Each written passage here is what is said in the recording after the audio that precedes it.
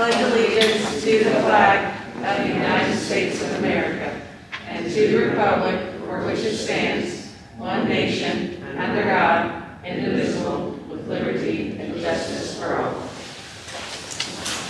Thank you guys for coming and changing the week or day of the week. So thank you guys. First is the roll call. Let the minutes show that 4 board members are present, 1 being absent, David Turner. Next, approval of the agenda. First by Heather. Discussions or questions? Is there a second? Second by Kyle. All in favor? Motion passes 4-0. Next, we're going to move into informational items, and we've got quite the list of informational items. Everybody hang tight for a few minutes. First is the spotlight report for the summer blitz. I'm going to see that's Michelle, maybe? That's me? Now? Yeah. Right. It's you. That means there's lots of pressure to be quick because everybody else here is like, oh my gosh, there's so much. Yeah, there's like 5 discussions tonight. All right, well, really, I just wanted to thank you guys for the opportunity to do Summer Blitz. We knew coming out of the 2021 school year that students had learning gaps and they missed being in school, really.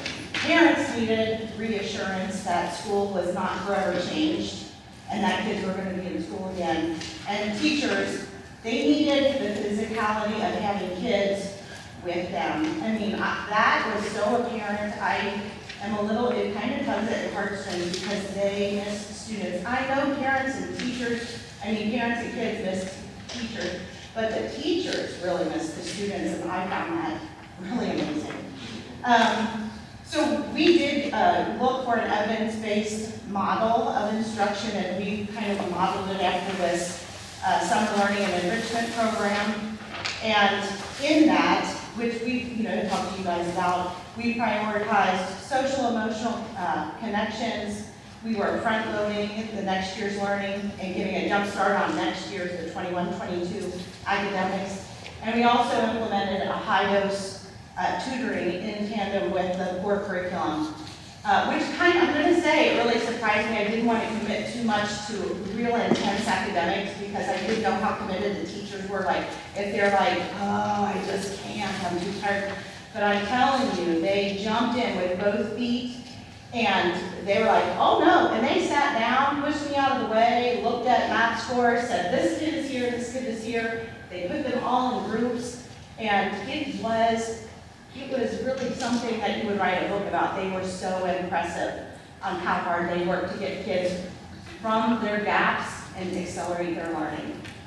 So we did end up having 2 sessions, each being 3 weeks, 4 days a week. It was 8 to 2:30. We had a breakfast and a lunch and transportation. I also want to compliment all the support staff because our custodians' transportation was fantastic. At one point, I was on vacation. I think Chris was on vacation too. We were still talking to each other about getting kids where they needed to go. And I don't want to forget Vicki Benton and the cafeteria workers. And they were so excited to see kids. They were like, eat, and they're like grandmas pushing food. It's like, no, eat this, I made it. So that was exciting. And we probably had about 150 kids per session.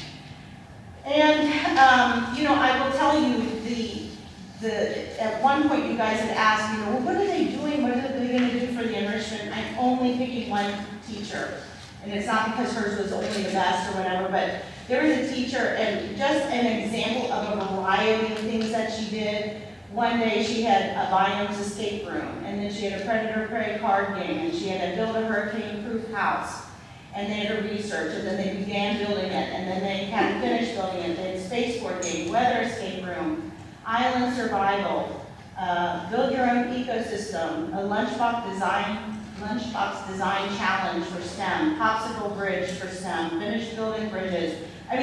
She every day had something exciting, and I'm telling you that the elementary teachers had the same kind of thing going on. So I'm going to tell you, these teachers at one point came to me, and a couple of them said, when we have to do something for a grade and the kids, it's important for them to raise their hand and be engaged. She goes, nothing. She said, here, it doesn't matter, there's no grade, and they can't stop themselves from participating. The teachers were so excited.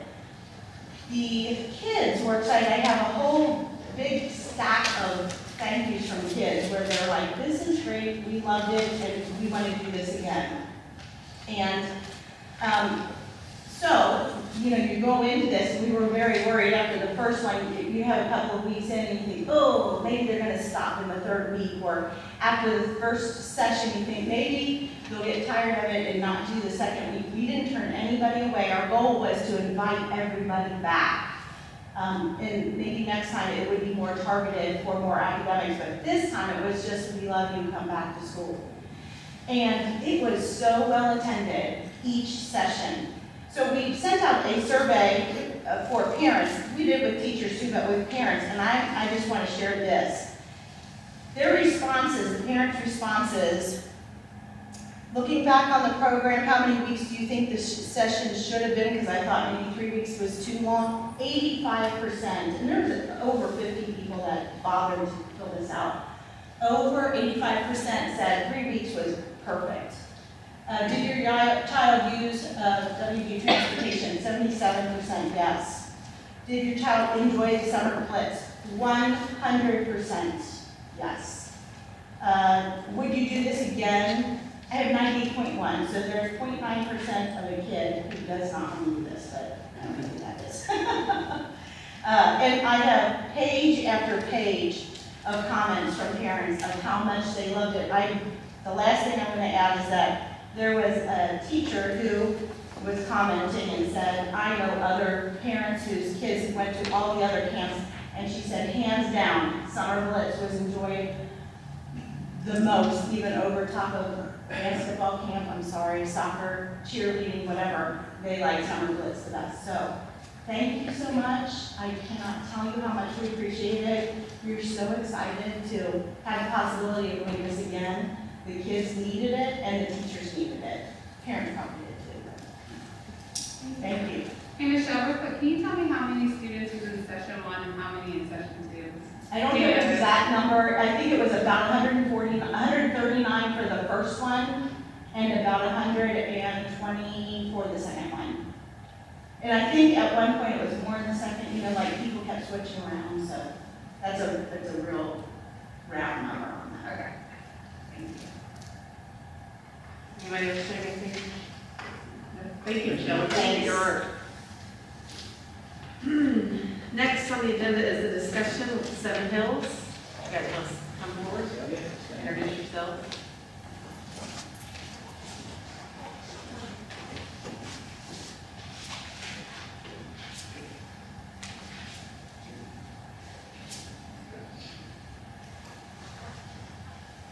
So I'm Kyle, this is Jay, we both work at Seven Hills Church, and so I think our goal for today, tonight, the presentation we gave to you, is to really look at what is the partnership with Walton Grove School District and Walton Grove community look like. We have a great church in Florence, and then we have recently opened up another location in the Forest Hills School District at Anderson High School. And the goal is really to help serve our congregation. So we have there's 3,054 families in our database right now that live in this area. A lot of them have young families that attend schools. And so really it's to help provide a more convenient option for them first and foremost. But then in addition to that, what would the partnership look like with Walton Grove School District? And so I'll be super brief because I know we have other discussions to get to. But just to give some context for Seven Hills, and I hope that you'll pick up on a theme within this. In 2020, looking back at last year's number, we identified through the schools 2,400 unique students that needed some sort of sponsorship with their backpacks. So these are back-to-school supplies, backpacks. And so we worked through the local schools to help identify those needs, and then the congregation was able to raise the funds to meet those needs. And so we've done that every year. We'll do that again this year. We did the backpacks this year, and then now we're working on our next initiative, which I'll get to. We've done school assemblies. We did that. We were in 26 different middle schools and high schools in Northern Kentucky, Greater Cincinnati. COVID, of course, put a little bit of a pause on that. but we've slowly been picking those back up. In terms of COVID relief, this is a big thing for us, is we had 50,000 pounds of food delivered to our church, and of course the congregation picked up the bill on all that. And we were able to pack 19,500 what we call go packs or meals, things that supplies that the community needed. And really, during COVID, turned our entire church into an Amazon warehouse, which really what it looked like. But this is really important to us, that we would invest $1.7 million in our community. And so we dropped everything that we were doing, and we have about a little over 40,000 people in our database. And we dropped everything we were doing. We called every single person in our database. A lot of them, of course, in the Walton area. And just ask, well, what do you need? And how can the church come alongside you and help you? It's obviously a difficult time. It's time that none of us have ever faced before. And so then of course, another massive initiative is our One Red Box, where we identify again through the schools, the families that maybe would not have a Thanksgiving meal. And so we identify those families through the schools, and then again provide those meals for the students and for those families. Again, Walton Run is a massive piece of that. Every year through Heart of the City, we stop everything that we're doing and we rally the entire church to serve the community. And we identify, we had almost 200 different schools and organizations that said, hey, here's the needs. It could be landscaping, it could be we built an entire playground. So it doesn't matter what the need is. We try to do painted buildings, and we drop everything we were doing. We were able to do just this past year almost 12,000 volunteer hours just in that one concentrated week. And then kind of this last page here, what would be the goal? I think for us, first and foremost, it would be to identify the needs of Walton, Verona. What do you guys need, and how can we help be a part of that solution?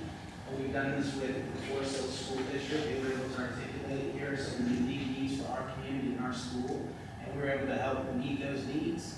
And so that's first and foremost. And then the second piece of that would be flexibility. So what would a partnership look like with us being able to use the space on Sundays? And so building usage on Sundays, usage of the gym, lobby, classrooms, parking lot, access to main entrances, potentially ability to control HVAC, Wi-Fi access on that Sunday, and then of course serving our free coffee. And then the last thing I'll say, and then open up to questions, is it's really hard in 5 minutes to articulate, really who we are and what our goal is and what our motive would be behind this. So we have letters here from current partners. We've studied churches all across America that have similar setups where they have a partnership with local schools to be able to provide space for their congregation on Sunday. And so, of course, we study all of those churches, but with Anderson High School right now, it's going so well. This is why we even considered coming down south. These are letters from them. I'll just kind of highlight a couple of key sentences. This one from Mike. This is he was a former assistant superintendent. He's now the superintendent in Loveland. But he had said that people of Seven Hills Church have quickly become a great partner to Forest Hills School District by investing a significant amount of time, money, and resources into our school system. I'll just drop down there. He talked a lot about how we helped a lot during COVID. Bottom line, the Anderson Township community is better because of Seven Hills Church, and I think that really is our goal, is that as a result of us being here, we're not taking. We want to always give more than we take, and for our community to be better as a result of us being part of that. And then the last letter here, and then we can open up for questions, would be, this is from the principal at Anderson High School, former principal at Anderson High School. I'll just highlight that last paragraph. Is he said, as a public entity, it can be intimidating entering into a long-term rental agreement with the church organization for a number of reasons. The facility needs at Anderson High School are immense. The very real concerns around separation of church and state are ever present. Through each of these concerns, we have found it seamless working with the personnel at Seven Hills Church. And so I hope that through this you sense two things, that we are a generous church. We will give more than we take. That's first and foremost. For instance, upon the agreement of the lease of space, we will immediately invest $300,000 at a minimum in Walton Road, wherever we can identify that need. So again, we always want to give more than we take, and you'll see a lot of that in the lease agreement. But then the second thing is I hope that you sense our love for people. Really, at the end of the day, that's what this is about. We don't really have an agenda, we don't really have a motive. We just love people. And so, even if you don't choose to move forward, it's not going to change, what we continue to do. We'll continue to work with the schools to meet the needs of our community, because that, at the end of the day, is what this is about. So, any questions? Any questions for Jake? Jake or Kyle? Board members, just to provide some clarification, I was approached by these two gentlemen from Seven Hills, and there's an interest that they would enter into a long-term agreement with our district to use our facility to conduct, they have church on Sundays on our campus, and only the board can enter into a contract with an outside entity. So this would need your approval. I asked the gentleman to come here to share some broad ideas with you this evening. So next, I'll speak to each of you individually and gauge your interest on this. And if there's support from the board, we would put this on the agenda for your approval at a later date. But I think the ultimate goal would be to start this at some point during 2022. Yeah, correct. Summer or fall 22. So the initial investments would come in to outfit the space that we want to look at. And the way we would write that contract is because we would want to work with you guys and we want to know what you need. What are some things that you want in this school that maybe is hard to get the funding for to upgrade, stuff like that. We do want to use the gym space is what we're looking at. And we want to write the contract with a floor of $300,000 initial investment. We will spend more than that. Our floor with Anderson was $300,000 and we did spend significantly more.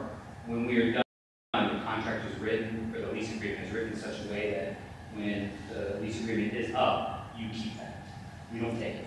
You keep all the equipment. All the equipment. We're even talking about doing some sound treatment to the gymnasium. Every single dollar amount, we will give you an itemized list, so you'll see the actual dollar amount, and that will be put into the lease agreement as soon before we walk into the school, when everything's kind of complete. And we put it all in. We also we are asking you to let us pay a monthly fee.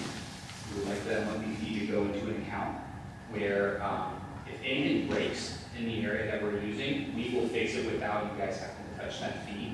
But that fee is just an insurance pot that you guys know that we mean business, that we will pay for anything, if let's say a door handle breaks on Sunday. Yeah. We're going to fix that out of our own pocket, but you guys have to touch that. But what that tells us, what that shows you guys is that we are invested, and we will make sure that everything is fixed, because ultimately we're coming to serve the people that are in our database that's in Seven Hills Church and in this community. I'm going to serve them, and we want to serve the city of Walton and Verona. So in the letters, you'll see another guy's name, Forest Hill School District letters. His name is Jake Frazier, and he is our location pastor for that area. He and his wife moved to Anderson Township, and he's on the Economic Development Board in Anderson Township, and his kids attend the schools in Anderson Township, and he's an invested member of that area. He works for Seven Hills Church, but we're not Seven Hills Church popping up a site here. We're Seven Hills Church, and we want to hire a location pastor, have them move to the area, and invest in this community, and beyond even this little bitty lease agreement that we're asking for you guys to sign. We're not coming to pop up a church, and we're coming to stay. We feel like this is an area that, because we believe God, so we believe God wants us to be in this area, to invest in this area, and to really just continue to help this incredible community grow.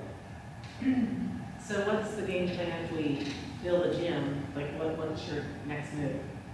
I'm sorry, the game plan. If you fill the gym, 6 months to a year, if you've outgrown that space, then what's the? That definitely won't happen for It won't. that but Say 800 to 1,000 seats is what we estimate. We would just pop up another service yeah, if it got to that place. yeah. But then we're already looking at different properties. We're already kind of there. We're not in this area. We're coming instead. So if for instance that did, I don't foresee that happening for, like for instance, the lease agreement we have with you is, we would hope 5 years. So if we're talking about 5 years, can we consider that?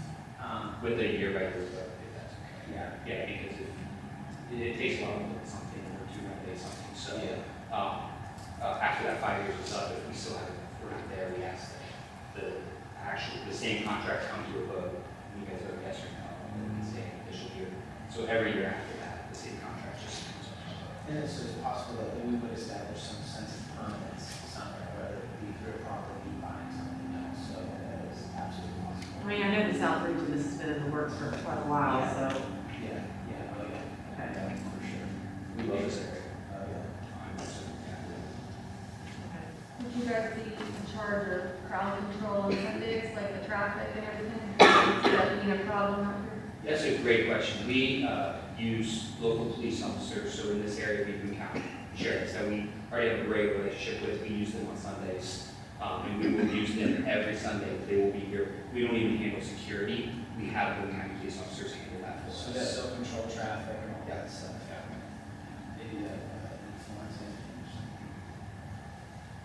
Would you provide non-tangible services like counseling or anything like that for the community? We don't have a counseling center. We do have connections. We do financial support other counseling organizations. Yeah. And so we always recommend those. They do a much better job at that. They have actual counselors on site. Some of these are people that come to our church, some of these people are not. But these are people that have a profession. They personally run a counseling business. We usually stay away from counseling. We can get into legal things with that. We're not counselors, so we try to stay in our lane and then recommend the professionals. So would we recommend those people? Absolutely, absolutely. Would you be providing transportation from the community to church? Like a bus or something? Okay. That's a great question. We haven't had that in either of our other sites. Well, we do that for young people. Yeah, is a students. great point. Yeah. We're currently purchasing and outfitting through Queen City Bus Transportation. We're buying a massive one of those, like if you want a long Charter bus. charter bus. We're updating all that. Right now we're transferring students from our Anderson location to Florence. And so would we do something like that? I mean, we already do that at Anderson, so I don't foresee that. If there's a need there, then my answer is yeah. Yeah, for sure. So since you kind of opened it up to youth, will there be like a youth program? Like I know you guys do the Wednesday night and stuff, but will it be like on a Sunday evening or? And it would be, you want it to be out here as well, or? Well, we would have a kids ministry that operates on Sunday for any 0 through elementary age, and even actually starting with this location, we're going to start a kind of a 5th, 6th grade realm, because we know that we are finding that 6th graders probably aren't ready for the big stuff. They're out of the elementary stuff. So we're going to develop that. So that will happen here every Sunday. And then our youth ministry, we have an incredible youth ministry. There will be small groups that will happen. So all the students at this site, the small group leaders, they're incredible people in our church. They would be from this location that just love students and they'll pour into them. And then we do have a Wednesday night service that happens at our main site. And so that's where the bus comes in on Wednesday nights, where we would transport the students and they would do their small group on the bus, attend the services. It's just, students love hundreds of students. So until, at some point, this youth ministry will be large enough where we can have it. Yeah, but the practicality of having it, like for instance, at school on Wednesdays, of course, that's not an option. And then for how big we go with next gen on Wednesdays at Florence, it would be hard to mimic that. Someone else just financially, practically with people, so we found it's just easier to, let's get them a really awesome transportation and a small group time away. Let's bring them here, let's bring them back. The long-term goal will be that this happens at our permanent site. For sure. Yeah, for sure. We love the next generation.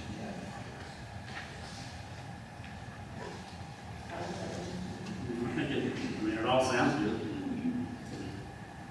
So I'm curious to know, as an active church member in this community, have you guys talked to local pastors and got their thoughts about moving in and what you guys are wanting to do and your plans? That's a really great question. We haven't talked specifically to local pastors. We will engage, we've engaged several churches in Anderson. Our goal is not to come and ask for church members. We actually have a process where we say, for several months, if you are from the church, please go back to your church, talk to your pastor. We have a 3,000 customer database that go to Seven Hills Church on a regular or engage us in some way, whether it's online or TV program, that are from this area, or from even a little bit of Grand County. That's kind of where we're from. And we would engage those people to help us with this location in this community. But we do make a very large point that we're not coming here so you can transfer churches. We want you to go back to your church. God is moving in your church. You just stay. And we did see that, Anderson, people did not come from the churches. So so I don't think that that would be a problem here, and then certainly not what we do that, officials reach out versus your pastor. I'm all for that, for sure. For sure. We want to partner with other churches in this area too. There are, in Anderson currently here, doing a program with a couple of other churches. My uncle's one of them that pastors a church in the Anderson location, it's a Methodist church, and we have done some things with that church. So we become partners with churches.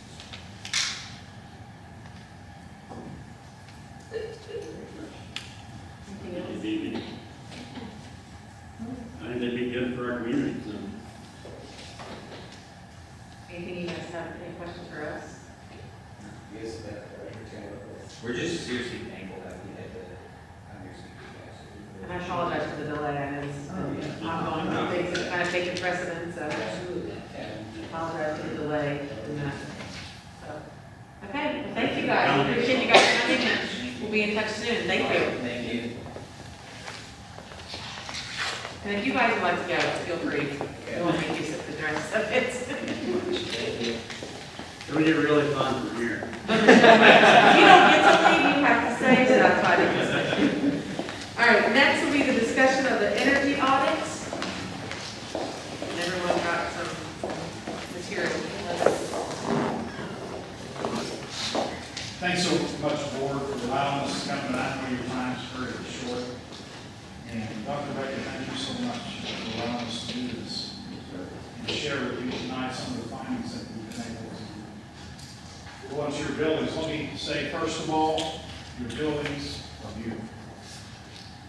And you've got a pretty good old guy back here, Mr. Keys. But you're to be commended because I've been in the energy business in Kentucky for about 10 years. Walton Verona Independent School District is always in the top 5 of 171 school districts in Kentucky. So you are to be commended, and it's the work that you all have done and how you stay on the cutting edge of everything that has to do with energy and energy savings and sustainability. Walton Verona is right at the top. You could say you guys are in the Hall of Fame. We had a great opportunity a couple of weeks ago. We talked to Mr. Keys, and he allowed us to come in, and Dr. Baker allowed us to come in and be able to look at your facilities and see if there's anything else that we could possibly do to help you with the efficiency and all that kind of thing. Because Mr. Keys always likes to stay on the edge. He wants to stay in that top 5. So, but we met with Mr. Ryan and Mr. Keys and Dr. Baker, who came in. We did an analysis of all your buildings and went through everything and prepared an audit and brought that back to them. And now we have the opportunity to be able to present that to you, and we really appreciate that time. You have a handout that we've given to you, and we're going to go through this very briefly. And also, Dr. Baker has a flash drive that he's going to be willing to send to you guys, and that way you can look at it and go over the presentation we have tonight. There's some wonderful people, a part of our team that I want to introduce you to. And that's Miss Belinda Kinley right here. She is our Vice President of Sales and Marketing. And also, Mr. Trent Hayden right here is our engineer, professional, I guess you could say. But Trent's been working very extensively on this project to try to get you the best savings that you possibly could. So they're going to be presenting some things a little bit more down the road. You ask, what is a Guaranteed Energy Savings Contract, or a GESC? All school districts make improvements to their buildings, and they use the cost of savings to be able to pay for those. So what that means is we can come in and we can have energy savings. That has the opportunity to be able to pay for other things. HVAC upgrades, control upgrades, and things like that, and we'll see those as our analysis here in just a minute. The ability to save millions in utility bills and operating costs and no additional costs to the taxpayer. That's a big thing, isn't it? We all know how property tax is and all that kind of deal in our state. If you have the ability, if we can go in and look at utility bills and find where we can possibly save some areas, that's what we do also. Ongoing measurement and verification of savings, and what we do there, every year that we work with you on an energy savings project, we come back and give you the M&V to really see how we're doing. It's like our report card. And with that, we all sit down and we go that through every year with you all as a board, and we talk about it. Why in the world should Walt Verona do a GSC? A couple of things there to look at. You have a single point of contact for the entire project. And what that means is if you work with us at Energy Optimizers USA, you don't have to work with contractors and all these things. You don't have to go through RFPs. You basically just deal with us, and we manage and handle the project for you. So it's a lot easier. It's a lot cleaner. You have guaranteed energy savings reports to prove that. So that means we come back to you and show how well that we're doing, and how the trends are going, and how things are really progressing along with the project itself. You're constantly informed of the communication of what we're doing. And one of the great things that we can do with the GSC is we can do a lot of projects and put it into one package. And we'll be able to see some of those when the train goes over those here a little bit more later on. But we grouped a lot of projects and things within the school system and the district here into one big project where we can kill a lot of birds with one stone. We also have open book financials. Now that's a key thing. You have a lot of people come in there sometimes say, this is what it's going to cost you, here it is. Well, when we do our operation and our projects, we have an open book policy. That means you'll see in the ECM we have here a little bit later on. We tell you what it's going to cost. We tell you what the return of investment is and all of it. We don't hide anything. It's all exposed to you all right there. So with that, I'd love to turn that over to Stanley right here. She can cover some things with you. Hi, thanks again. I helped start Energy Optimizers USA 11 years ago in Ohio, and I love to tell our story. I love to tell you why you should pick us. Reputation, experience, and our team. We have 30 associates, including several energy engineers like Trent, and our specialty is doing comprehensive energy savings projects. Of course, with the KPC contract, like Terry explained, there's no need to bid because it's already been bid. And we will handle that for you and share with you the bids for the ones that you want to get done. Single point of contact. We're also vendor neutral. We pick the best, we help you select the best solution for your district. It's not encouraging you to buy something that we make. We've done 157 of these types of projects between Ohio and Kentucky. And we were, for a number of years, the #1 firm in Ohio that did guaranteed energy savings projects. Since 2011, we did 53. Just like your KDE oversees these projects, similar in Ohio. And then we went to the design build mode. And we're now growing here in Kentucky. So for our customers, these 157 customers, we saved them $98 million in ongoing savings since 2011. That's a lot of teachers, a lot of curriculum expenses that you save, and we encourage you to do this type of project. So in your packet, we have thick proposal that outlines in excruciating detail everything that we would recommend and that you discussed having an interest in. To highlight it though, I'll make it real short. Interior and exterior LED lighting, high school and elementary building controls upgrades, plug load controls, and then you expressed an interest in several types of sports lighting. The football stadium lighting, baseball stadium, and softball stadium lighting. And this would be a turnkey project. In the packet, the smaller handout, we're giving you examples of pictures before and after. Of interior LED lighting and exterior. On page 5, it's numbered on 5 at the bottom, we did a gym lighting project in Robertson County, Kentucky, and it made a huge difference in their facility. It just looks wonderful. And then we show you several examples of the sports fields lighting as well. I'm going to let Trent talk to you now about the financial analysis. And again, we'll keep this very brief. There's a lot of information in the thick packet that we're happy to talk to you about, but out of consideration for your time, Trent, would you like to talk about the finances? Absolutely. Yeah, absolutely. Meeting everyone. This is a really strong financial project that we're really excited to present to you guys today.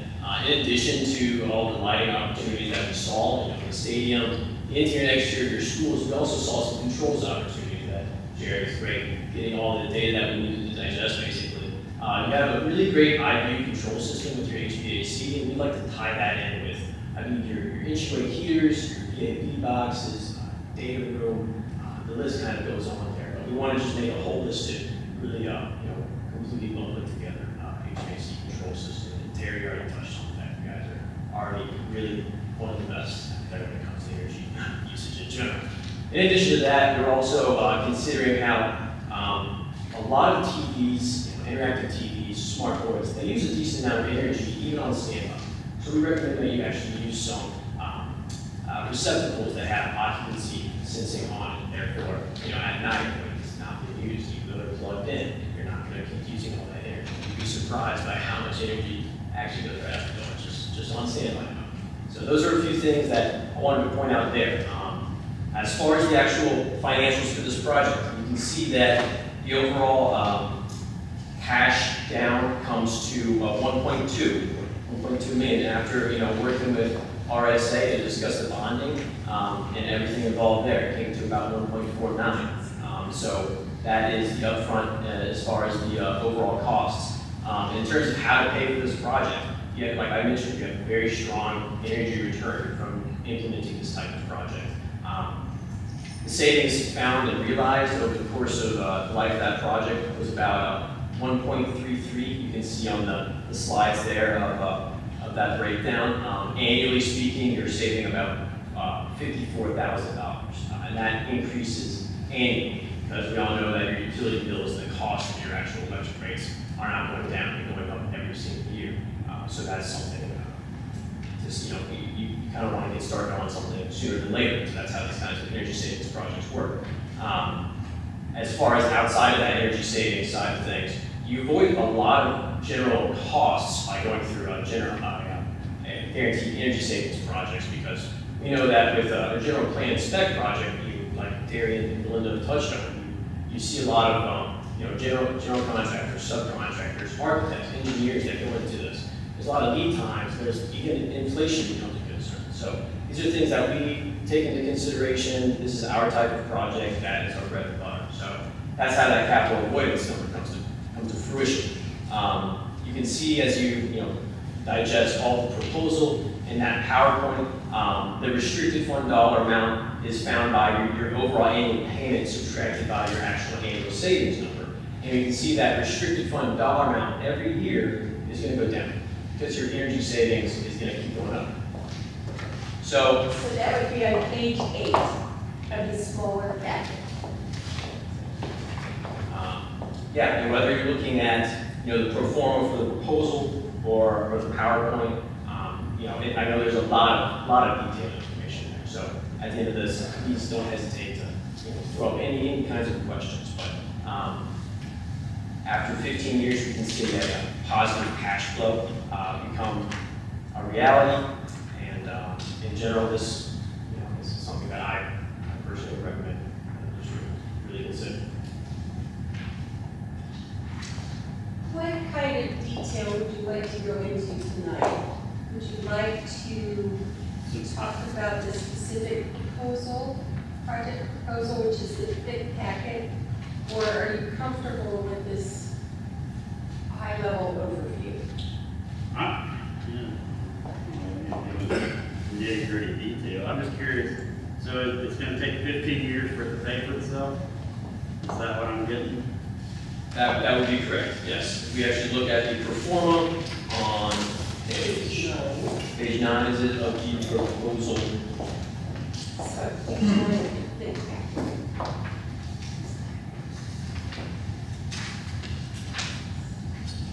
So I guess my question is, in 15 years, are we going to be, is energy like computers where it's going to be totally different? You know, 15 years ago, LED lighting wasn't a thing.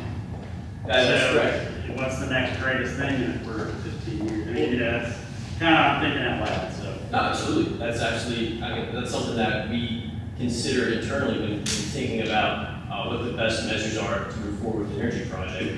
As you know, the decade has gone by, we've seen LEDs progress as quickly as a smartphone has. But in terms of the reduction on energy, 10 years ago, the actual tubes used to use 50 watts each, but we go back in with probably a 10-watt tube these days. So we can see that the actual reduction in the amount saved is starting to get towards that $0. So this kind of project is something that is not just something that you pick up 10 years from now. It's the kind of thing that you may want to start today or tomorrow, actually get the ball rolling on that kind of thing. But as far as this pro forma, going left to right, you can see your columns on the fuel, electric, O&M's, operation and maintenance, because you're getting rid of those electronic valves in your ceilings that you'll never need to worry about. That probably each 5 to 10 years you have to replace it. It's actually more expensive to replace those than a tube lamp all on its own. You can see those total savings, that capital avoidance, and project cost. And you see down once you hit year 16, turns green right there, your savings is actually starting to pay back for you. If I can interject just a second. To give you an example, okay, 5 years ago, these lights up here were around 168 watts. You're looking at a 4-volt with a ballast, all that kind of thing. What we're proposing now is the ballast is gone. It's directly wired into a tube, an LED tube. You talk about technology, we've gone just about as far as we possibly can right now because we've eliminated all those. And you're looking at a light fixture at one time cost 168 watts, down below 50 watts. Now that's black and white savings, and that's what we're talking about here in the lighting portion. And the first part of this proposal is you can't argue with black and white because we were using 168 and now we're down to 50, tremendous savings. And that savings can be passed on, like the performer here, after year 15, that's positive cash flow that's coming right back into your general fund. So I guess my question is, like energy and all that, like technology, like 15 years ago, this thing wasn't here, So in 5 years, does that go from 50 to 25? And then how does that work into this plan? Well, you've got a 10-year warranty on the tubes, the LED tubes that we have. Any that we replace and go in there in this. With LED tubes, there's a 10-year warranty that goes with it. Now, the good thing about that too is you don't have valves that you have to store somewhere. You don't have 40 different types of valves. You don't have 40 different types of tubes. You got to carry for each for your inventory. So it's a whole lot easier on Mr. Keys when he tries to store all these things or order them when you've got a direct wired LED. It helps you on inventory. Mr. Ard, we also, if you look on page 6 of the thick packet, you'll see that it's like a menu. And the lighting with retrofits, internal and external, actually have paybacks in about 5 years. So your field sports field lighting draws out the payback period. So you're gonna get the payback for the internal and external LED lights in the buildings in about 5 years. I was really impressed when we audited the actual athletic facility, and you know, that lighting out there is probably one of the only things that kind of stands out as really being you know, a focus of improvement. And the internal lighting here is something that could really help offset that cost. It's kind of touched back on your focus there, is the advancement of technology. I don't see, you know, your everyday tube lamp or even replacing lighting fixtures changing very heavily in terms of the actual technology in the next decade or so. What we have right now really, you know, hits the nail on the head in terms of the goal in mind of what you try to accomplish with your lighting in general. And it's your energy consumption, it's, you know, meeting the correct foot candle range of lighting and everything that we do. And even your stadium lighting, we're going to meet that 50-foot candle requirement for all of your, you know, state sports games. So we really try to just hit the nail on the head on all the overall, you know, requirements of what we're searching for. But as far as the technology taking more strides, I actually probably would say it's at a general plateau. That's kind of where I was going, like energy, that kind of stuff moves at a slower pace than some other technologies. So, In the performer, in any performer we do, there's a 3% built into that because the increases and all that.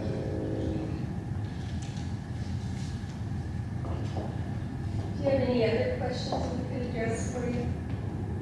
Would you be taking all of the excess with you? Certainly. Absolutely, we probably dispose of that. I know your T12 and TA lighting has, you know, gases. It's not something that technically should be throwing out in the general waste bin. If we take care of that, we'll probably dispose of it. That would not be of an issue for you. We will be taking out, if it's a direct wire, obviously the ballots, we take that with us. The fluorescent tubes, we take those with us. Fixtures stay, and you have your LED bulbs in there. That those can be thrown out in the bin if for some reason, you know, it's broken sometime. That's it. But One of the key elements we do to that is we have our own installers, our lighting teams in-house. What we do is we buy directly our tubes and things from the manufacturer, whereas a lot of other people that are in our business have to buy through a supplier or a distributor. We're able to buy directly from the manufacturer and we pass those savings on to the customer. So if you run into any hiccups in the process, it's not gonna cost us anything extra, you guys are gonna take care of that regardless. change orders. I'm sorry, I should have said that earlier. We have never had a change order in the history of the company, and I've been there since day one. We have never issued a change order.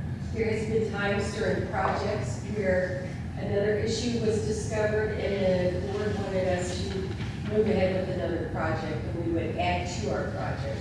But we have never, whether we've made a mistake of counting lights on this classroom or whatever, we've borne that cost ourselves because we're responsible. But we've gotten pretty good at doing our surveys. I would like to say that a lot of engineering firms will do cost analysis based on square footage or, you know, just general information. But when we came out and actually did our audit or survey, we had 4 or 5 guys collecting data, making sure it's going to be accurate, as sharp and so as possible. So, we stand by that. Yeah, one other thing I'd like to point out is we do not interfere with the educational process. We work around your schedules, your building schedules, and do not ever interfere with the educational process. So we'll work with the facilities team on what's the best time for us to be here. That was actually my question. How long does something like this take? So we do have a timeline that we've been I didn't know about it. thinking about. It's in the back. If you flip to page 20. Big packet. Why do you want to take all that long? In fact, I think this type of project would be very, very smooth. Your stadium lighting, that's pretty grandiose. That would take a decent bit of time, but we can see here with this timeline, say, right, we're here today, that's the first goal right there, but as you go down the list, we kind of jot down everything that we think needs to be considered in advance. And we can see this actual implementation being pretty much next summer. Where can I find like how this building scored versus, considering it's our newest building versus some of the others? We have tons of data on that. There's a breakdown in the packet, will actually compare you to churches and all that. And then I guess my next thing is if we're looking at another school, like how does that play into things too? Is it gonna meet all these energy optimizers? It'll be all LED anymore, you don't build LED. We did a utility analysis in there where we took actually what your bills were right now, and we divided it up. What we were talking about earlier was EUI, wow, you all are in the top 5 all the time. What you do with EUI is you get what you call a common factor, kilowatts, BTUs, and it's a common number that we do, you divide it by your square feet. So in that case, if you're gonna have a new building, it's gonna be at the scale like Mr. Key says, and you're gonna have even a better rate than where you're at right now. And if we go and do the upgrades to things in lighting in particular, it's gonna be great. You're gonna be right at the leading edge again. I know some of that can be a lot to take in and digest, but we stay with it. We do measure verification after the fact for a long time. So we explain that in annual well-ordered reports and explain exactly what's going on, what we see, what we think is going to work, even post-project recommendations. So we're here asking so. Did we not look at across the street? High school, middle school, elementary, preschool? No, that building Complex. used very often. They're in archery there a couple times. But I just mean, thinking long-term, we're going to need something about that serious. And then I put in all LED for archery anyway. Okay. Is this like price per square foot, is that because it's such a larger space or versus the smaller space, is that why there's such a drastic, the preschool and bus garage are about 50 a square foot, versus the high school is 0.63, just, okay. Your range probably would be higher there as well, if you all said that, make it more expensive. Yes. Did you all include the breakdown about the stadium lighting? Yes. Yeah. It's in ACM. We actually wrote down because I think your softball, baseball, you don't have any lighting at all, right? And what we did is Trent broke down specifically, because there was one thing that Dr. Baker talked about, Mr. Keys. Can we get a breakdown of each side of the stadium light project? Well, we've done that in the ECM that's in your handout there. Page 7. Yes, it breaks it down into what it would be for baseball, softball, what it would be for football, and things of that nature. We wanted to do that so you would know specifically what you want to focus on first. We take into consideration the fact that you're going to use energy that you're not currently using based on those things before that. So, those numbers are negative. We can go ahead and correctly put in the actual numbers on those line items 4 and 5, baseball and softball, to show how much extra usage will be used every year annually, and that still gets tied into the actual, the overall energy project being performed. And one of the things, board too, is this is kind of a working document, if you know what I'm saying. We've given you suggestions of what we've seen out there to do the best shot to get it all, which I think is the best way to do things, is get it all, you don't have to worry about it. But there may be priorities that you want to do within the ECM that we have there, that you all can get back to us, and we'll work with you. Do you have a breakdown of the project excluding the stadium lighting? Yeah, I think that's it. That was a previous one. In this actual proposal. This includes stadiums. Yes. Use the stadium. Can you send us over that so I can share with the board? If without the stadium lighting, the payback is a lot higher. Or a lot Yeah, you've got a 7-year payback. After 7 years, Yeah. you get positive cash flow. And the old one we presented. So we said, what are you going to do with this $800,000 that you got? So that's where the stadium lights came in. We thought, school districts usually don't get to do stadium lights. your return on investment's not there. But it's an opportunity by doing this energy savings project that we can incorporate the stadium lights in there and still get the 15-year payback on the 20-year bond. We were at 7, so we still had $800 we could use. So we said, let's go with those stadium lights and see what it is. It only affected it at 15. What, is there something I can look up about this ball tracker technology? That's pretty interesting. Must go, man, that's a must go. Yeah. That's what they're doing now with all their stadium lighting. I can send you something. Yeah, I'm actually, wait, I don't get blinded? Yeah, the LEDs are a lot different than what we currently have. Yeah, and I think that when I tried to, it's pretty decent. Yeah, there's no glare. It's you can see striation with a lot of HID lamps or LED lamps even. I have some pictures to show that. I don't know if you've seen Scott County's lighting in football. They have a lighting show that they do. That's all programmed according to MIDI. And they have flashing lights going all over the place when the guys come in and all that kind of stuff. So That's all you had to say. So with that, you're going to have the capacity there to be able to incorporate that if you want to.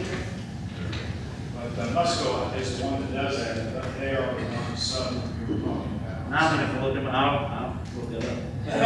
Look at it because they have a free demo online. You can see that.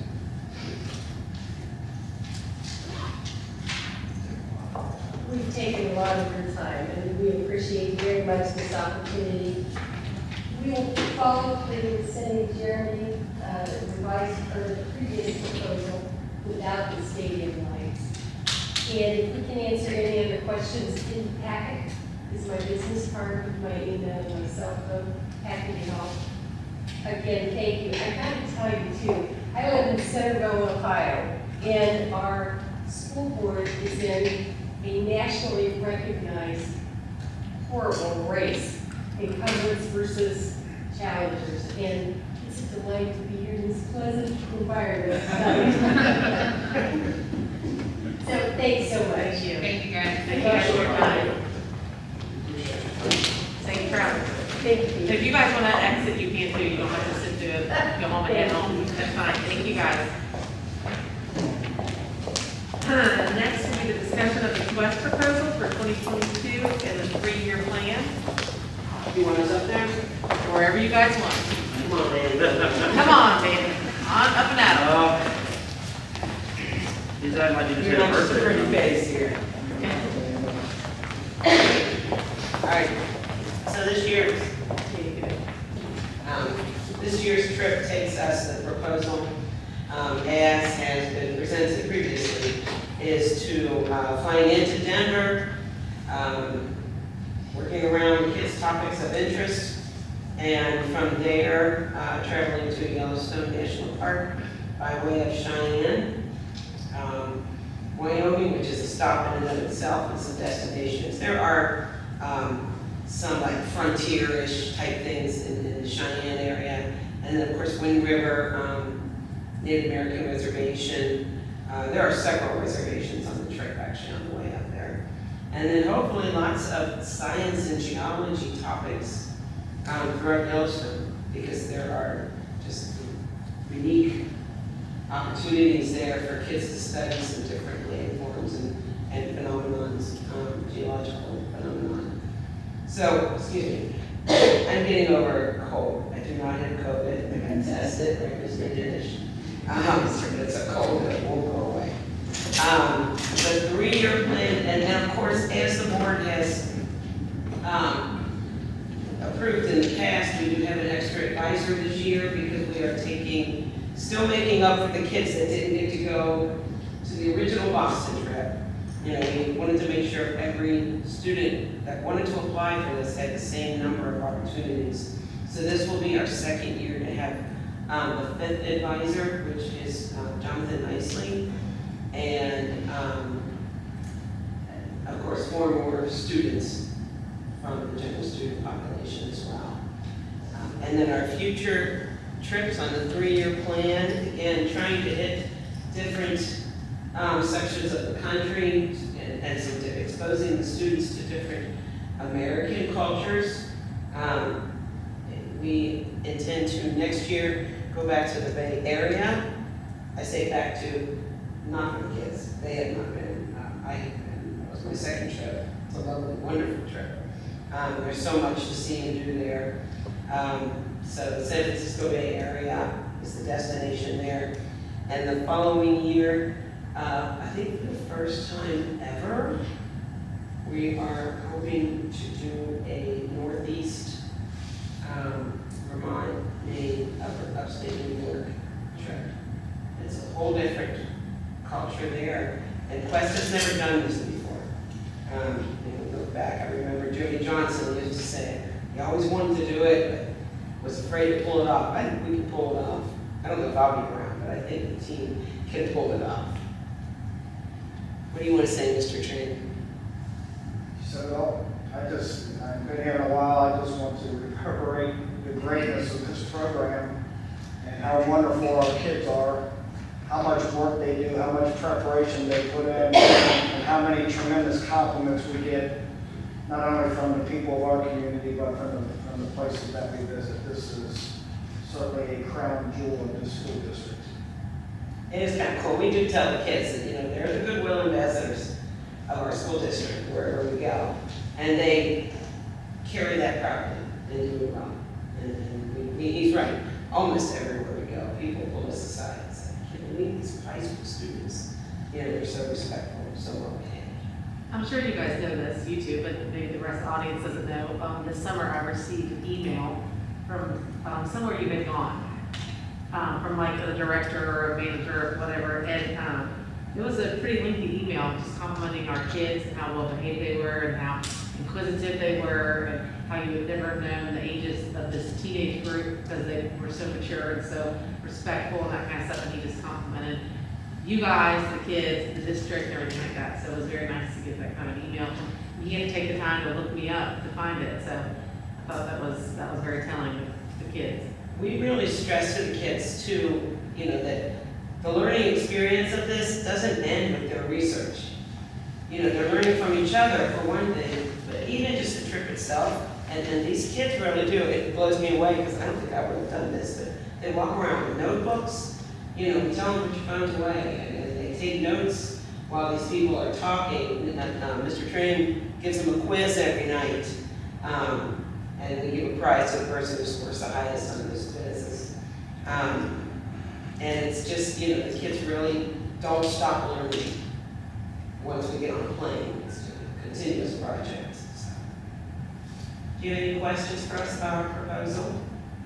I do, and I might get tagged or thrown, Ron made us thrown at, but with the numbers you've taken last year and next year, if that's going so well, is that something that if we could budget for, that you would keep that number at that higher and allow just a few more people to embrace that? I mean, it's such a great thing. Yeah, if we can add a couple more in there. I can't imagine why anybody would say. I know you don't want to grow, there is a number that it's too many. Don't get me wrong, but more than 25, there's 25 of us all together, it's hard to get into restaurants, and that was, it's hard to know how much of a chore that was without the COVID.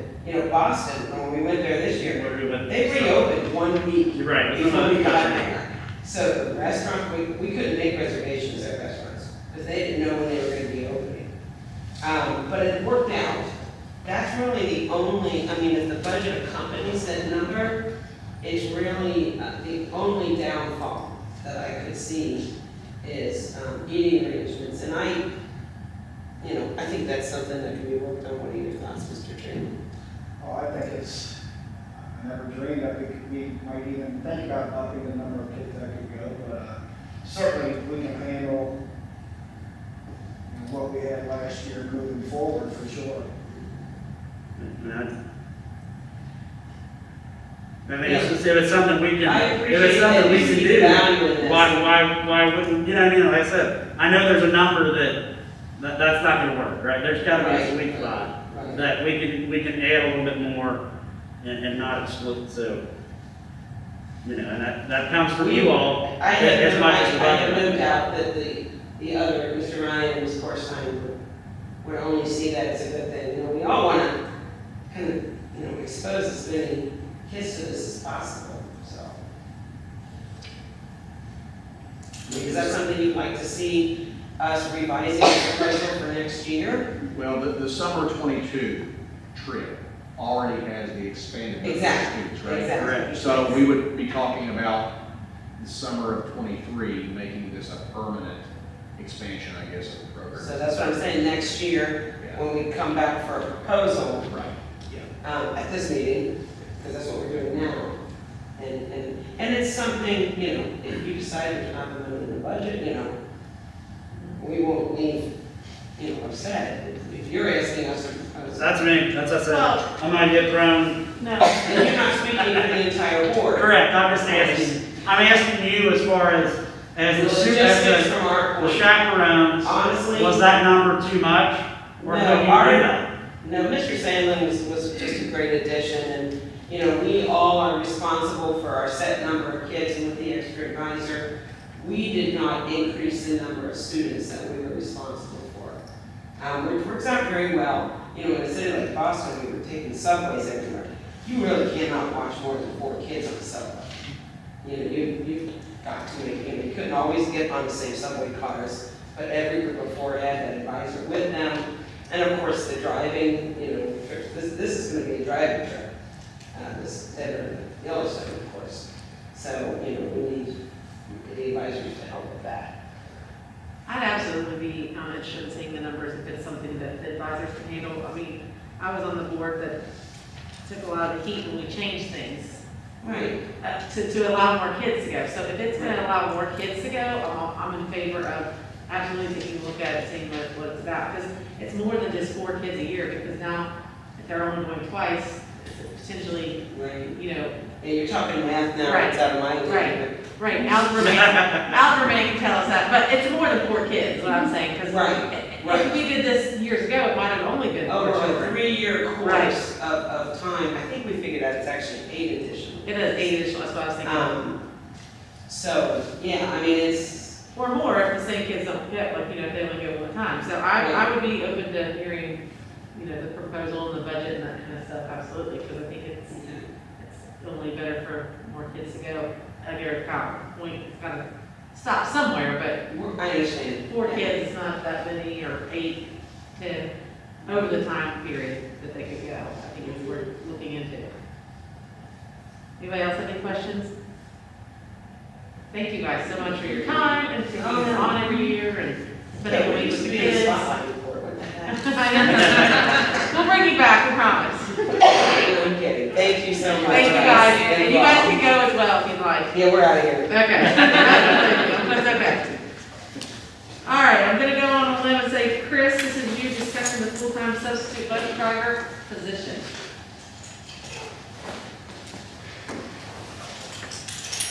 So, as many of you know, I'm sure you've seen probably on local news or national news, there is an ongoing demand for those that transport our students to and from school. This year alone, we struggled to make sure every wheel is covered as far as getting everybody here.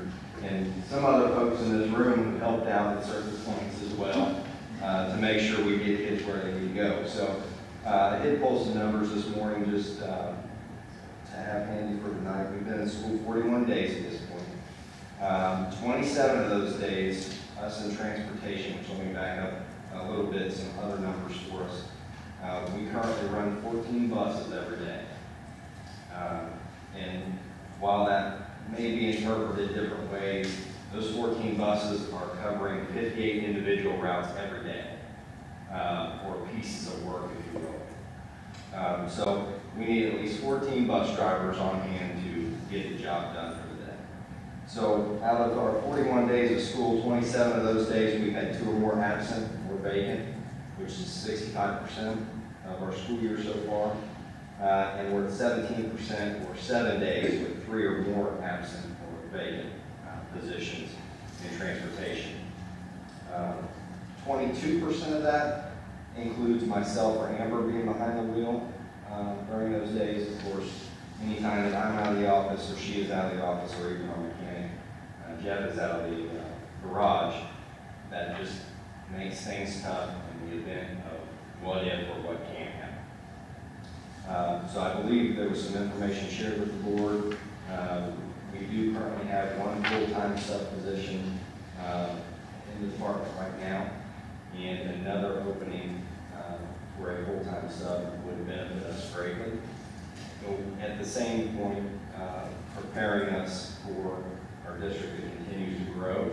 I'm sure everyone remembers at the start of the school year we had some obstacles to overcome. I won't say with overcrowding, but heavily crowded buses, and that's not going away. We were able to address those issues, but it's almost daily that somebody is enrolling or coming to us from Rocky Point or Aosta Valley, and those are areas that continue to see growth. So I think, do you have anything? No, we have talked for a couple of years about, we are rapidly approaching the point where we're going to have a 15th regular route. So after talking with Chris, I think it's a good idea for us to go ahead and get someone hired in this second permanent sub position if you decide to approve that tonight. And then next year, based on what happens with our enrollment and continued growth of our district, that driver could become our 15th regular route driver if that is needed. But this just provides us with some insurance. I don't want to get us in a position where we ever have to cancel a bus route because we don't have a driver. I never want to get in that position. So this is just, I think it's a wise decision to ensure that we never have to do that. So with the shortage, do we have someone in mind for this, or are we just going to post this and hope? I've got some applications from when we were hiring at the end of the year. Luckily, we were able to fill all our seats shortly after the start of the school year. It usually is easier to find bus drivers with experience in the summertime. But I do have some folks that I can reach out to that have applied previously for our positions. So I guess my question is this just for a full-time substitute for this year? Or is this we're gonna have 2 full-time substitute coming next year when I'm assuming them missing is because of COVID or, surely you don't, when you get 14 routes and you got somebody, somebody's missing, I'm missing every 2 weeks. Basically the way I'm thinking, so it's like, surely that's COVID or something that's playing with those numbers. It's related to COVID and some other circumstances with employees, but this time of year you also have, and keep in mind, some of my drivers have students as well, or kids that they're taking care of. But you would be creating this position to bring in a full-time sub to start with, and like Dr. Baker mentioned, more than likely next year will be our 15th bus driver. Right, that's what I'm, because in a normal year when these masks are going, do we really need 2 full-time subs? No, we're bringing a 15th bus driver. Well, yeah, and that's what I'm, yeah. So I mean, that's so this position, this full-time position, would be through the end of the year. Yes, correct. Okay. That's we could always re-up it and do it for the following year too, if we're still in this situation or it turns into a 50th position. Right. Okay. And that's why I was going to say is if we can get through the remainder of this year without, kind of starting that 15th route, then that would be. Let's have that 15th route next year. I said that 15th route. It's coming. It is. It has been for a while. With the new development inside Wildcat Run, we're going to have to. Yeah. Any other questions? Where are we at on a wage scale with the other schools for bus drivers? That's another item that I have spoken with Dr. Baker about and we've taken a look at. Of course, with the increase at the start of this school year, that made me think we were going to be in pretty good shape. I know Kenton County made some pretty big adjustments to the pay scale for bus drivers and was recently informed about a week ago that Boone County has also just adjusted their scale for school bus drivers. So I can say that we're pretty comparable with Boone County. Meanwhile, Kenton County and even Grant County are paying higher rates. So, you know, it's got to be a battle here in northern Kentucky, especially with Amazon moving in and all of the other Dollar General, all of the warehouse positions, and just the need for employers to hire is going to be tough. Could you bring some data back to the next meeting about like where we fall now, even after the increase? Sure, yeah, I can do that. And like, even like you said, give us some Amazon numbers and some Dollar General numbers, just Okay. some numbers to know where we're falling. Sure. I think Kenton County, their sign's at $17. That's right. I was, Well, I know Gallatin gave a $5 raise, like a week, right? Where But Kevin might know it. An hour, yeah, $5 an hour.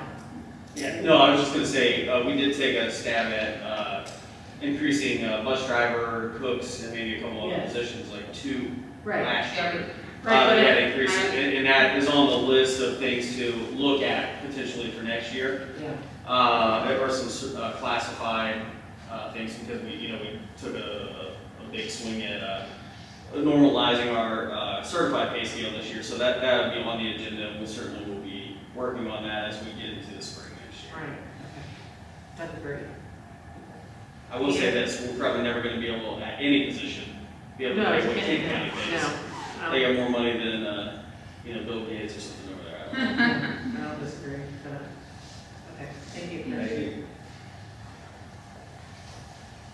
Okay, before moving on, I just want to address the board and ask you guys what your thoughts on this are. It's almost 9 o'clock. We've got a pretty hefty thing with board motions to go ahead, and I know most of the principal reports are based on the data from last year's test results. Would anybody be opposed to moving that to the November meeting so David could be here as well? And we could actually look into this information instead of just listening to them tell us to us real quick, like listening to it and having maybe some strategies in place that we're going to do moving forward. Is anybody opposed to that? I'm opposed to it, I just feel bad again. Well, they could touch on highlights if they'd like to, but, or we can, I'm just trying to save their time as well as I I agree. mean, we're almost 9 o'clock, and what's on here is not fluff of a school day, instead of a school, whatever. There are some pretty significant decreases, and I'd like to talk about it and what the game plan is moving forward. And I feel like David would like to be a part of that conversation. And so just for the sake of everybody being involved and actually looking into what COVID has done to our kids, I feel like we owe it more time than 2 minutes of everybody getting up and saying, our results dropped by 30%. But yet, hey, we're 2% better than the school next to us. I don't really care about that. I want to know what we're going to do to fix it moving forward. And I feel like just it deserves more attention than what we're about to give it at 9 o'clock at night, on a work night. I see what you're saying, and I think David would like to be here for Oh, that. absolutely, I mean, Are you guys good with that, principals? Because then maybe when you come back, we could have a little bit more of a strategy behind like what we're gonna do moving forward to get these kids to where they gotta be. Everybody okay with that? They're like, we're gonna be. Anybody want to present? We're gonna be at the November meeting anyway. Yeah, I mean, yeah, I just feel like it would, everything else that you're on there, we can all read, that's the fluff, I read the fluff. I wanna talk about the numbers and what we're gonna do. So, is everybody okay with that? Just moving on over the principals, does anybody have any questions for any of them that they read, like the bridge or the early childhood center, anything? Questions, no? Okay, are you okay with that? Dr. Baker? Yep. Okay. Okay. So attendance enrollment report. Thank you guys for your, I just thought about that, it's just so late, which I don't mind the late because I feel like it needs attention, so. All right, so for this month here, which ended back on October the 1st, this month's attendance winner is, once again, just a bit. At this point, you can see here that things have dropped just a little bit from the first month, but we're still in that middle 90s range, so I feel pretty good about that. And I would anticipate that will fluctuate a little bit here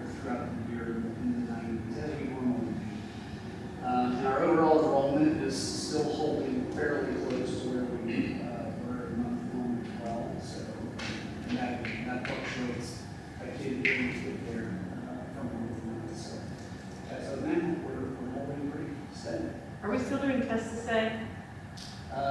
Not in the way we were doing it. So right now, if any kid is, has a potential exposure, they can just get that done at the school. We're not doing the sites anymore. Okay. On the campus, on the Verona campus and across the street. Okay. But we are still doing it if it needs to be done. If a student needs that, yes, we can get it done on the site at the, with the nurses. Okay. Thank you.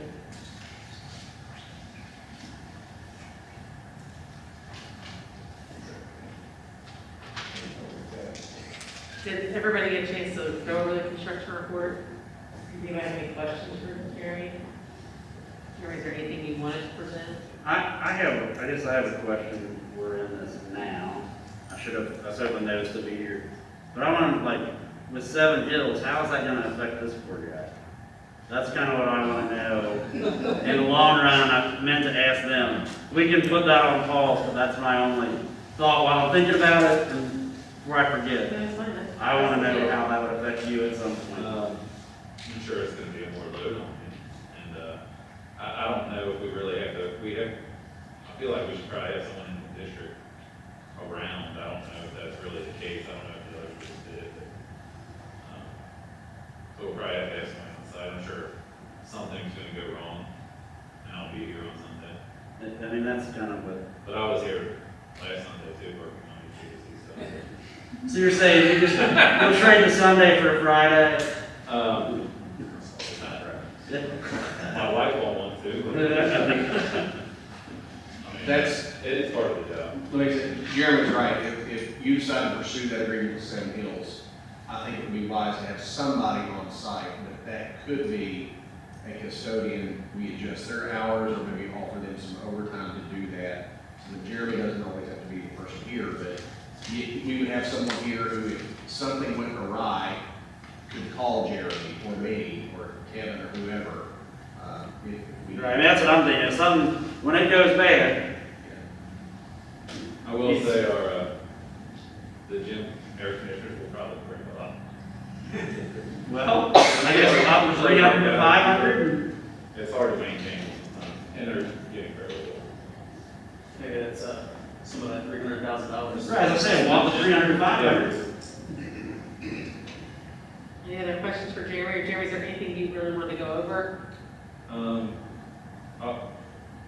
mean, everything's pretty much the same way. I've just been doing basic maintenance and trying to stay afloat very well. And the BG1 is on the agenda for approval as part of the DFP that we did. For that, I should have questions for me about those. Anybody else have anything for him?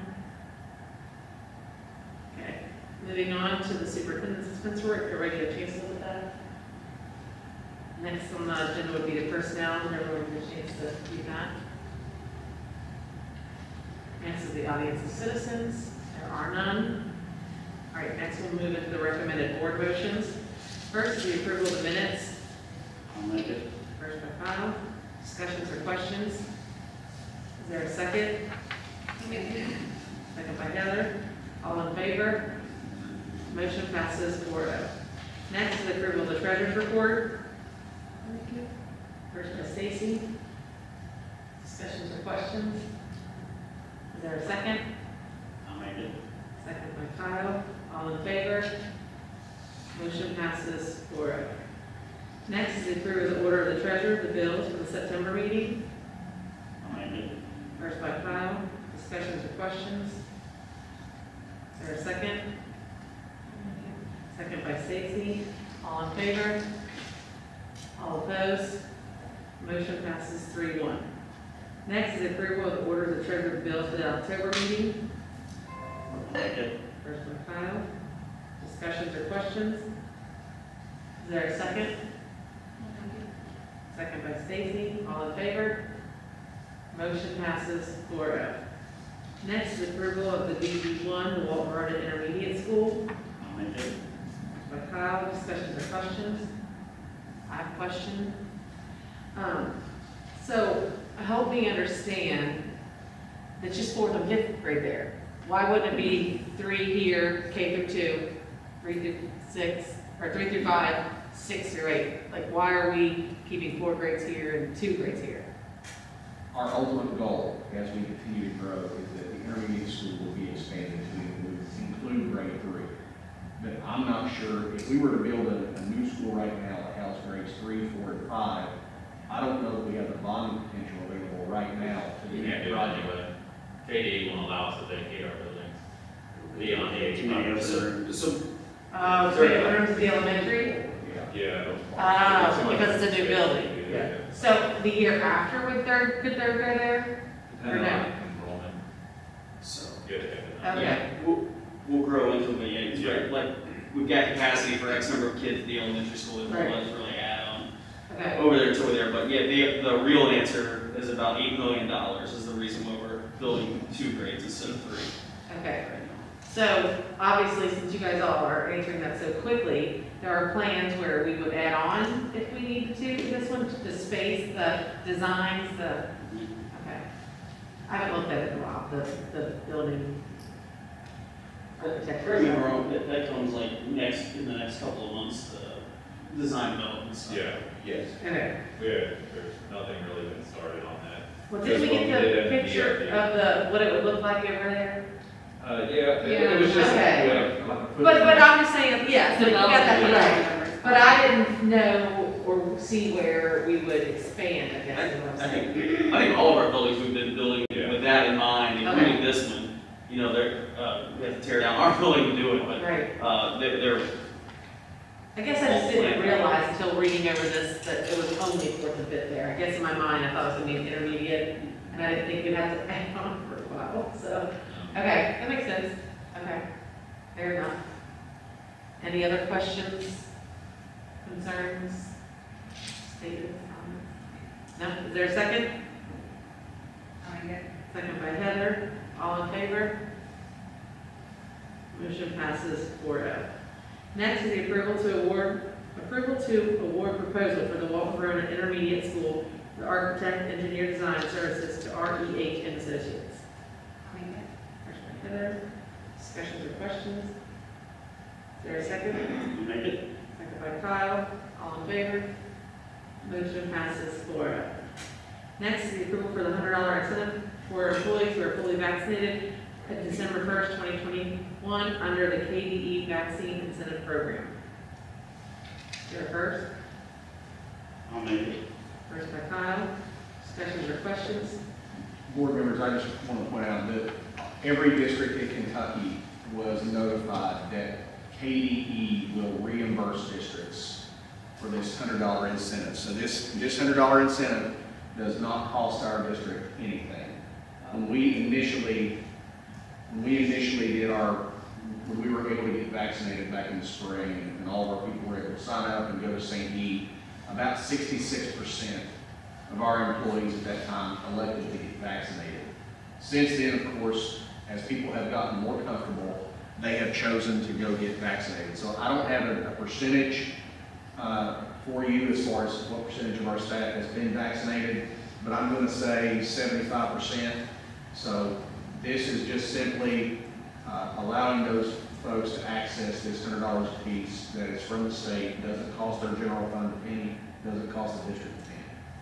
I was just gonna say that the $100 is reimbursed. There are some taxes that we are required to pay. You know, the employer contribution up for Social Security and Medicare that will it runs about $9.50 for the $100 payment. So that's not reimbursed from the state? That is not. Okay, So, my apologies, I yeah. was not. And we have to talk about that, but that came up in a meeting I was at last week, last Thursday, I think, talking about this and what all the different districts are kind of considering doing or whatever, so. So I get that it's not gonna basically cost us anything, but what it is gonna cost us is to continually divide our staff. That is why I didn't vote for it last time, and even though it's $150, I still don't think we should do it this time either. That's my opinion. Any other questions or concerns? Is there a second?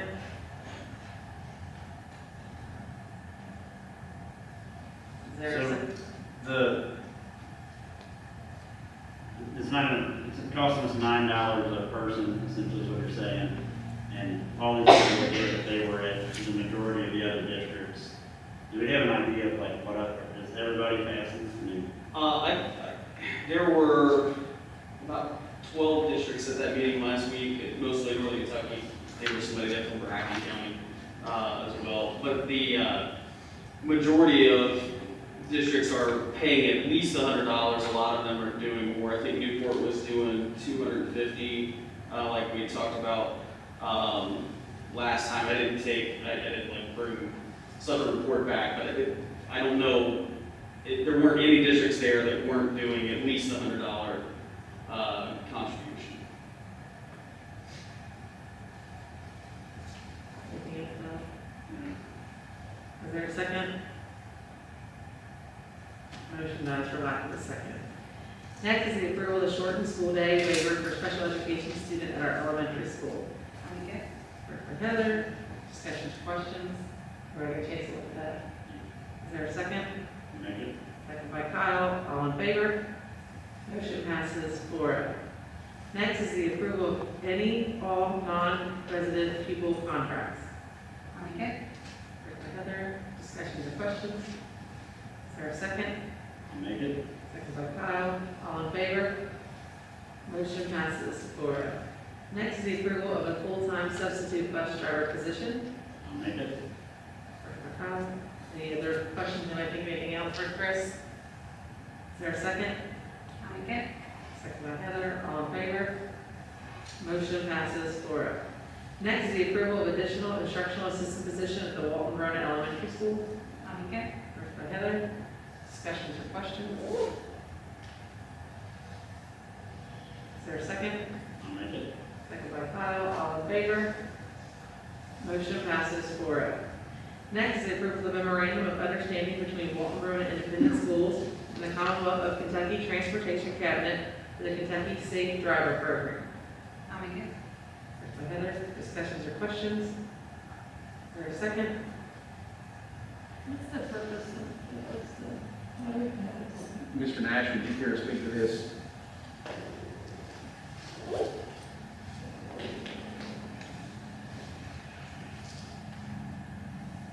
This is the transportation. Yeah, the Safe Driver Program. Oh, yeah, sorry. It was a lot. I know. We talking about buses? I know. You're like, why are you calling me to talk about this? So, Were you the secret driver he was alluding to? this is part of the graduated license program for the state of Kentucky. There's a class the kids have to take, alive at 25, and that gets them from their last restricted tier of the license to their full license. And of course with COVID, they offer it Zoom style, which takes the impact away from what the kids are seeing. The closest school that teaches it is Ryle it was either Gallatin or Grant, I forget the school that did it. And we had some kids signed up at the one at either Gallatin or Grant, and then they had to cancel it.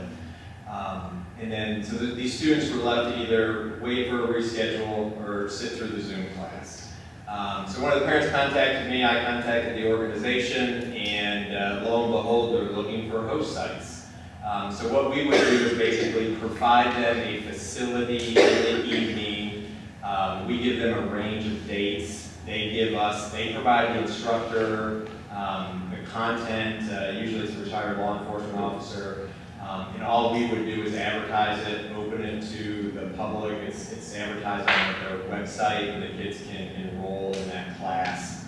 And I think it's beneficial. And it's one of the things we've identified through some of our continuums that we're doing with the high school is transportation is an issue. We have kids that are not lined up to get their driver's license when they turn 16, which I cannot fathom as a 15-year-old waiting for driver's education class. But so that's one of our goals, is to get kids their cars, get them driving so they can access more and a greater range of careers. So this will be right in line with our initiative.